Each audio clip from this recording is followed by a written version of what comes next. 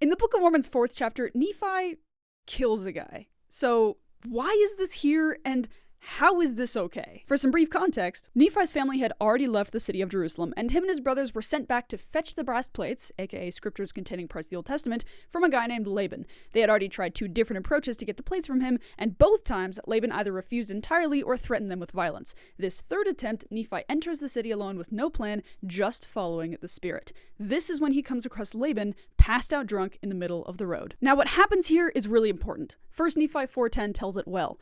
I was constrained by the Spirit that I should kill Laban, but I said in my heart, never at any time have I shed the blood of man, and I shrunk and would that I might not slay him. 8 verses later, Laban is dead. This killing seems at first glance to be completely against the 6th commandment. However, when we look deeper into it, it seems that this situation actually had very specific circumstances that exonerate him in Mosaic law. In the Bible, the section from the beginning of Exodus chapter 21 to chapter 22 verse 16 is known by scholars as the Covenant Code. It's kind of a deeper look into what God meant by his 10 commandments. The verses that deal with the 6th commandment are found here. What it basically says is, if a man lie not in wait, but God deliver him into his hand, then I will appoint thee a place whither he shall flee. In other words, God will grant that person freedom. So these verses actually put a limit on the ban on killing, requiring these 2 circumstances to be true. First, the killer could not have been lying in wait, so if it's premeditated, it's a sin. As it says in verse 6, Nephi was led by the Spirit, not knowing beforehand the things which he should do.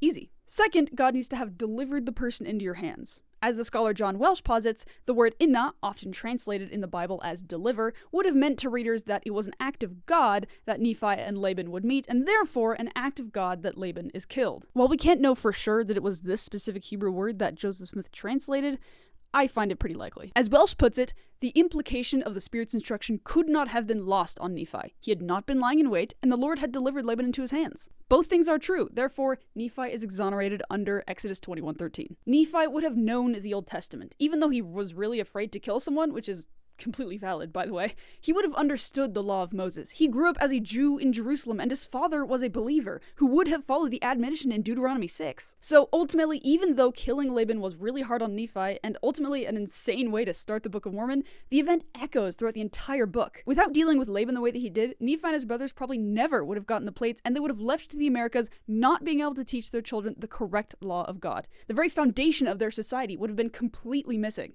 So, was it okay for Nephi to kill Laban?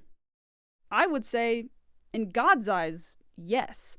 And those are really the only eyes that I care about. Thanks for watching.